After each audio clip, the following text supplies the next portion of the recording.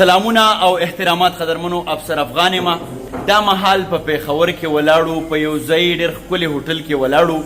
آزاد او عاطف یو دوه ملګري دي، د دیو د زیږون نیټه وه، موږ ته نه و خبر. ما او راشد خان راشد ځانه راغلي و، موږ وی په سکون به کښېنو، پیاله چای به وڅښو، خو دیو رالاندې کړو او وایي چې دلته به تودې ټپې وي، ناڅاپي به وي. نو د کلي خلک راته ټول په تماشه ولاړ دی. سور لازمي نه دی، خو پاڅه یو ګلاب راکړه. دا هغه ملګری دی چې دا ګلاب دیو دغلته د زیږون نیټه ومانځله، برډې ټول چې کوم دی ممي ډیډي دي. ښه راشد ورته یو شعر ډالې شعر ورته ډالې. لازم ملزوم یو کله کله داسې سوچ کومه، لازم ملزوم یو کله کله داسې سوچ کومه، ماله ګلاب نامه پکار و ګل تاله خوشبو. او داسې راخیږي د دې غرونو له جماله خوشبو، هر سړی دا وایي چې ماله خوشبو ماله خوشبو. او یو څو ناڅاپي شعرونه به ورته نور هم وي. او راشده دا د ناڅاپي یوه لړۍ شي او دا د ټولو ځوانانو ته ډالۍ وي.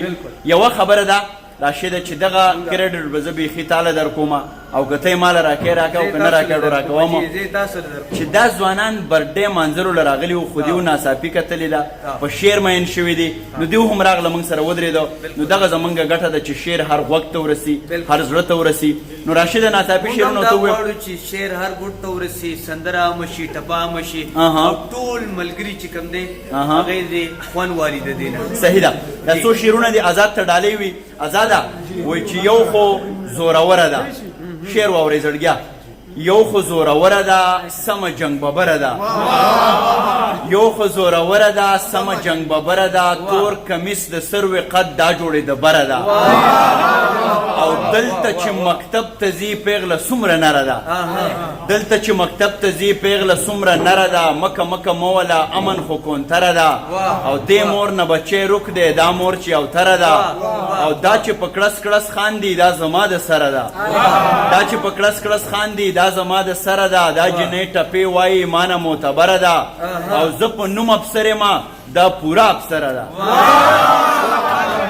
راشده اوس د ته یو څو شعرونه ووایه. شعرونه به ورته ډالۍ کړم چې د همه خوبانو پیر دی، د همه خوبانو پیر دی، د همه خوبانو پیر دی، ما چې کړی په سویر دی، په فطرت کې مې خندا ده، ګنې زړه خو مې دلګیر دی. دا سړی هسې بې ځایه هیلهمن د خپل تقدیر دی، ما په غېږه کې در واخلي تنهایي مې لوی جاګیر دی، ما په غېږه کې در واخلي تنهایی ملوی جاگیر دے، خیال میں صد خوراشدہ یو رنگین غندے تصویر دے. الکه تاسو د چاله ټپه ورځي ټپه وکړئ زړګیا، هسې هم برډے سیلیبریشن دی. ټپه چاله ورځي خازه به ټپه وکړم. او خولۍ د وینو ډاکه راوړه، جنۍ په یار پسې بنګړي خوړلې دینا، په یار پسې بنګړې خوړلې دینا.